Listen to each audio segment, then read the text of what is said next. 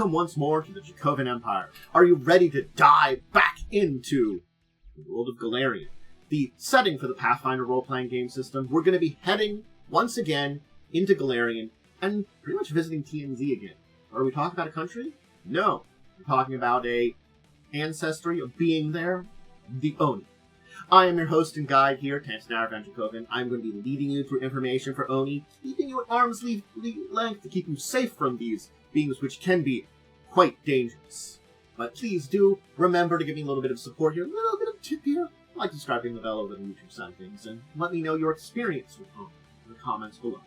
Alright, TNZ, Golarion awaits. I've opened up this gate through time and space over here that we're going to be diving through, so grab my hand, away we go. Right, once again, TNZ. Now, it doesn't mean you can't be outside of TNZ to find it, but they are, in fact, a deeply intrinsic being to TNZ in many ways. The aspects of them that we'll discuss today, especially because these aspects did remain pre-remaster project, some of them, but there have been a lot of changes to the way that Onis work. So, when we talk about, books that you can look into, really the main one to talk about is the monster. That provides the newest open view of them.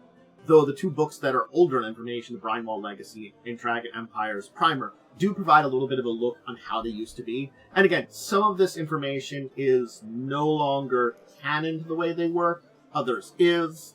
So take like the older books with a grain of salt, but they could provide you something, a little bit of information on some of the other types of Oni we're not going to talk about, some of which is confirmed to exist in Monster Core. So it's like we know some of the other types that used to exist, they still exist, but we don't know a lot about how they're changed to.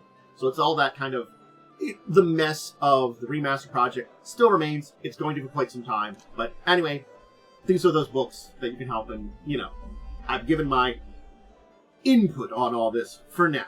So let's look at Oni. And this, of course, is one of the most basic forms of Oni you can find, because they do, like many powerful creatures and types of creatures, appear in multiple forms. The mountain Oni, the common one, it's the least sophisticated one.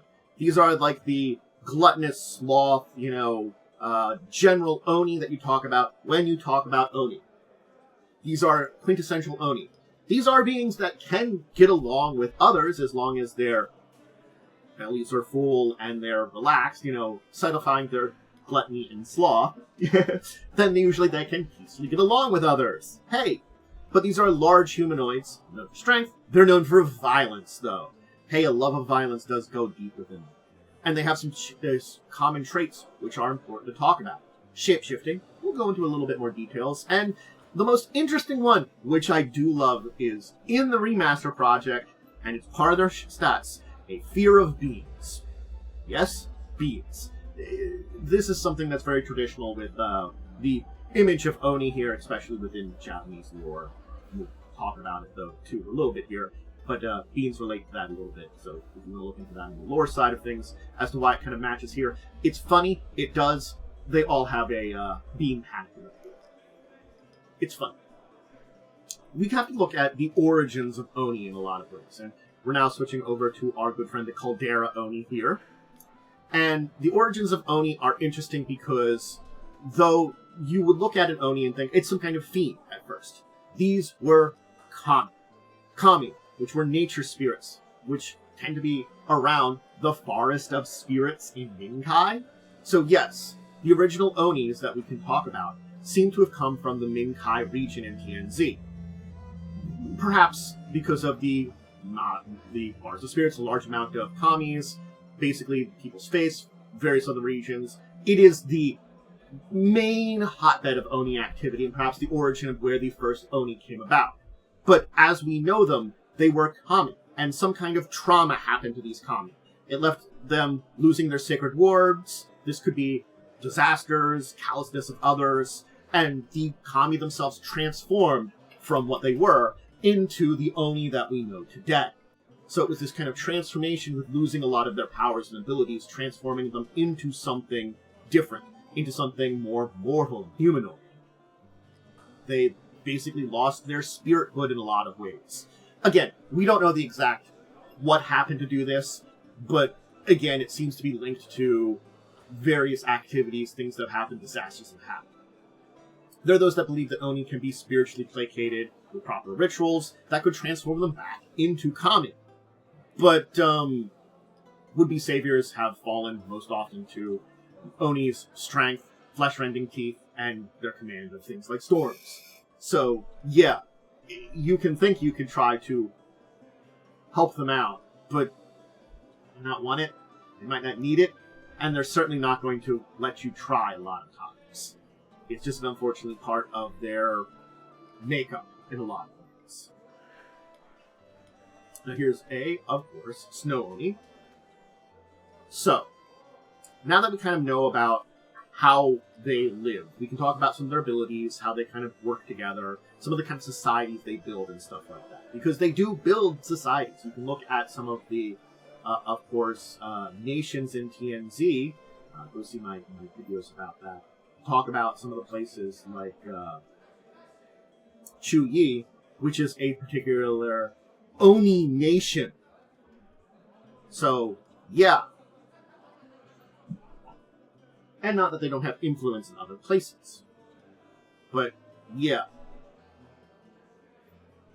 Oni's shapeshifting is a very interesting one, too, because they can disguise themselves as other humanoids. They're not really creative in their disguises, though, and have a specific appearance that's similar to their Oni form, and they tend to stick with it.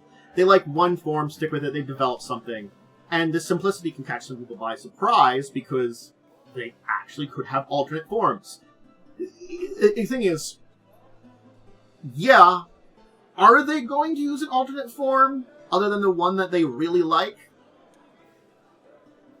Maybe? But again, they like the form they take, so they might not. But if it needs to, they can just take an alternate form.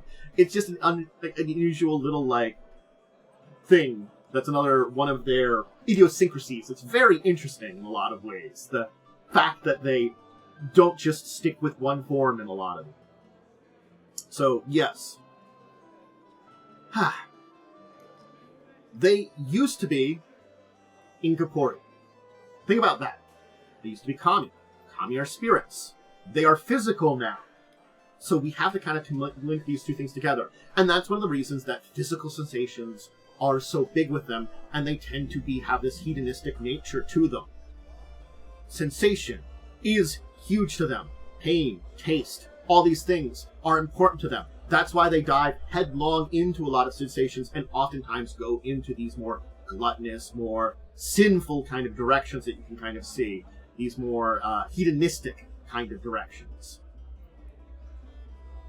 They believe that mortals do not sufficiently appreciate the pleasures of the physical world, and they punish them for failures. Their philosophy is built on dominance, punishing the undeserving, and hedonism. And hedonism is the precedence of those.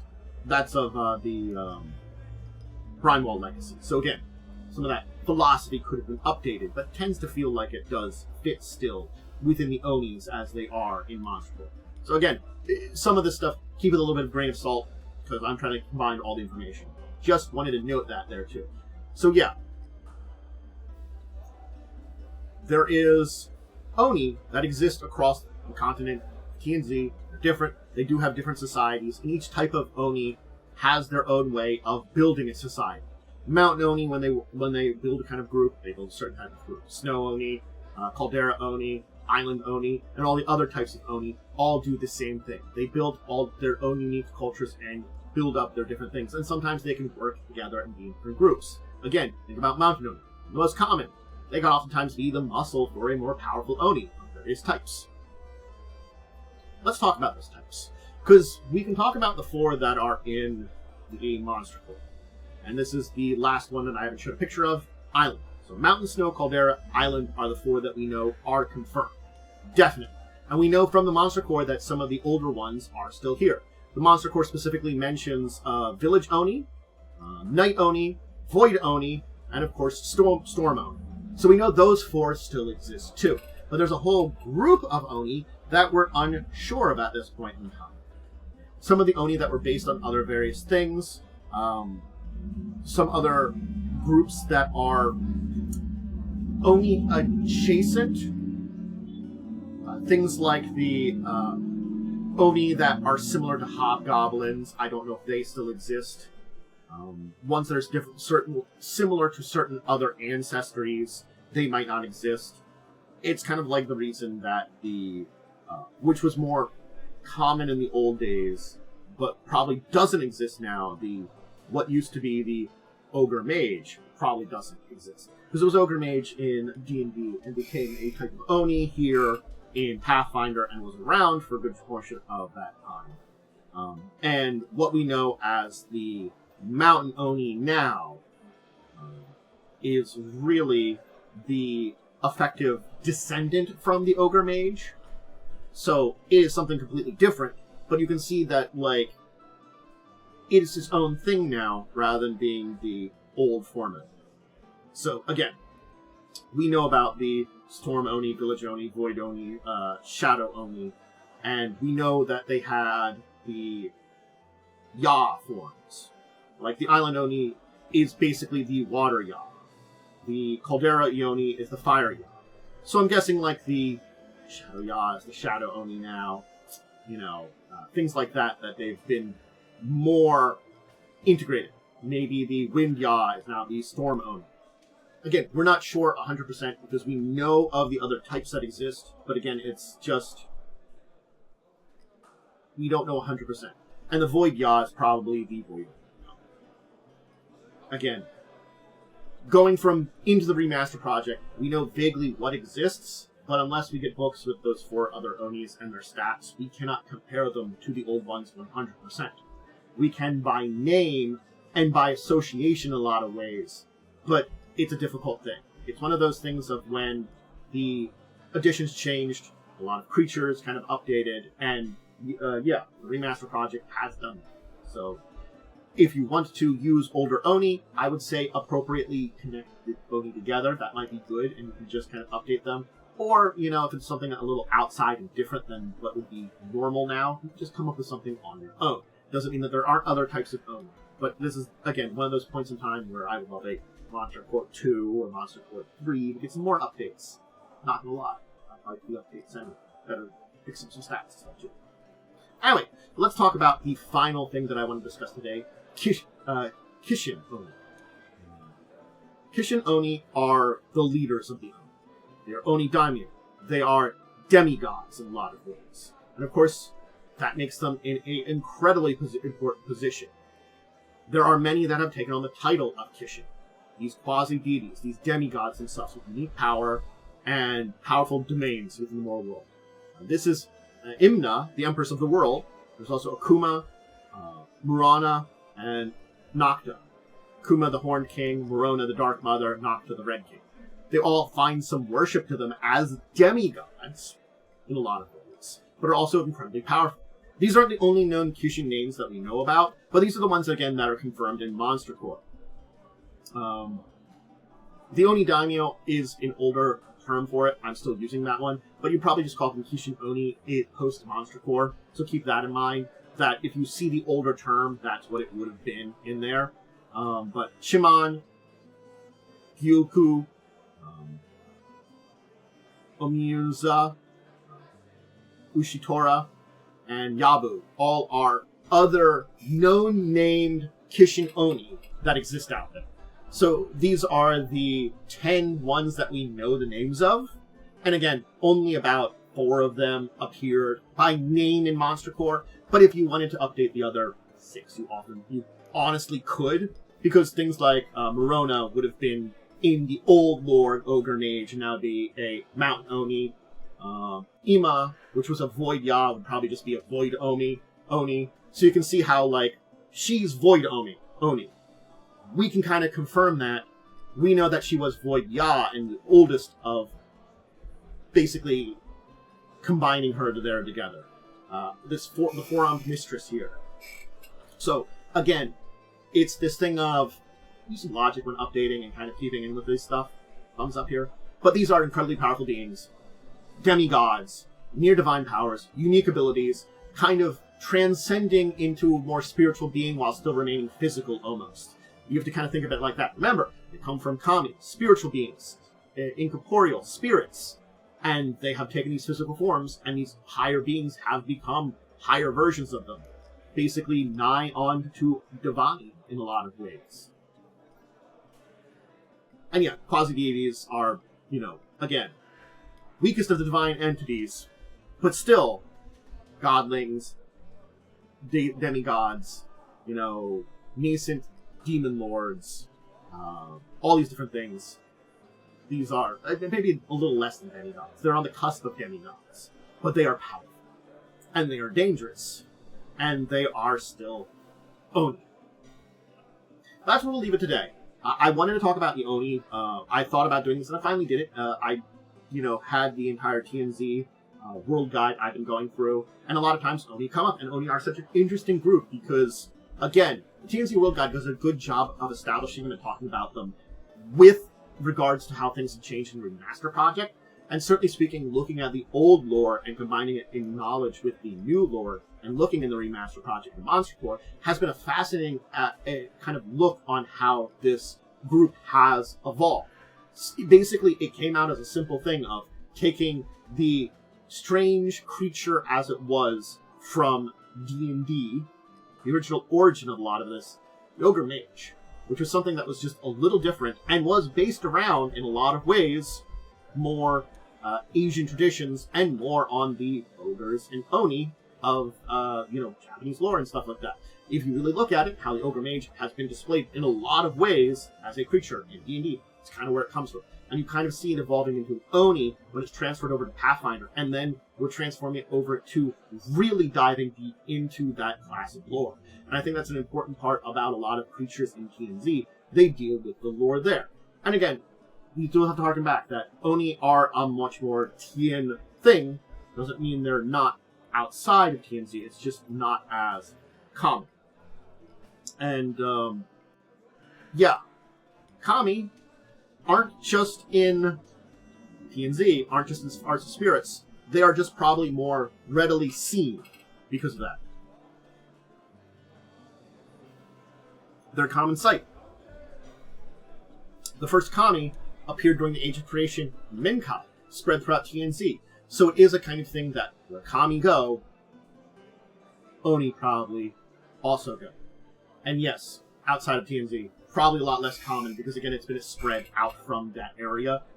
Arts of Spirits, where they kind of came into being, came into connection with mortals. Perhaps. So it's an interesting kind of thing that makes you think about all this. And yes, in your Pathfinder game, it can be technically regional, but it doesn't need to be.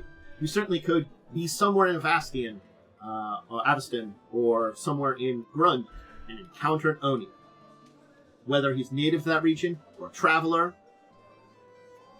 could have came into being from a wandering Kami that found its way to Grund long ago. And in amongst those Kami, one of them changed into an Oni. There you go. And leave all that there! Thank you for joining me today. Check out all the rest of my stuff, whether it's live over on Twitch or recorded over on YouTube. My Twitch stuff is where I record a lot of my tabletop-related stuff. I also do things like my live streams of gameplay. All of Abenswell. We're doing Pathfinder 2nd Edition. Been a very fun game. I recommend checking that out, whether you can do it live or not. And discussing tabletop. That's my kind of podcasty thing. Probably make it a podcast eventually. I really do sit down and do that. But, it's where we talk about news of the week, deeper discussion topics, and things like that. I do recommend both these things. Check them out. It's fun. And I'll check out all my stuff. And if you can't join me live for any of that stuff, or gaming and stuff like that, I do some gaming, variety gaming, hanging out, stuff like that. Always just check out all the tabletop stuff over on YouTube. That's where all my tabletop stuff is. I might put a VOD channel up eventually, too, for the other stuff, too. But, check out my social media, and thank you. Thank you. Until the next time we dive into Golarion, talk about another ancestor, another group to talk about, or something else entirely, or some other game. I bid all of you out there adieu. And wonderful.